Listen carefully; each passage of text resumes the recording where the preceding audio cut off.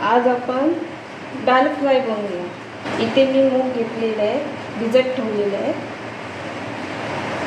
मसाला घेतला आहे, हळद, मीठ, कोथिंबीर, आलं आणि लसूण बारीक कापून घेतलेलं आहे आणि आलं खिसून घेतलेलं आहे। इथे सुकी मिरची घेतलेली आहे, ओली मिरची घेतलेली आहे, कांदा, टोमॅटो, चिकन मसाला आणि कस्तुरी मेथी। आता आपण बनवायला घेऊया। आता इथे कुकर घेतला आहे, त्या कुकरमध्ये आपण मूग डाळ घालूया। त्याच्यात अजून थोडं पाणी टाकून घेऊया, हळद। आता इथे आपण मूग डाळ घेतली, पाणी टाकले, हळद टाकली। आता आपण झाकण लावून गॅसवर ठेवून देऊया।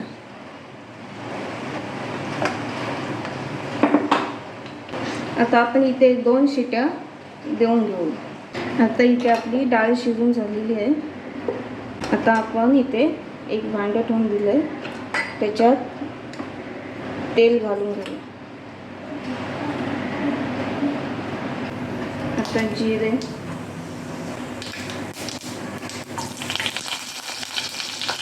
मिरची टाकून घेतली, सुकी मिरची टाकली, लसूण, कांदा,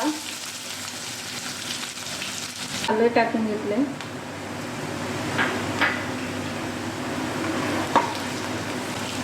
कढीपत्ता, टोमॅटो। आता इथे आपला टोमॅटो शिजून झालेला आहे। आता हिंग, मसाला, चिकन मसाला,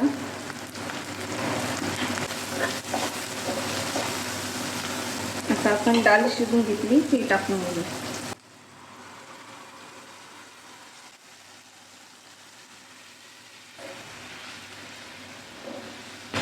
तुम्हाला अजून पाणी याच्यात पाहिजे असेल डाळीमध्ये ते टाकू शकता। मीठ,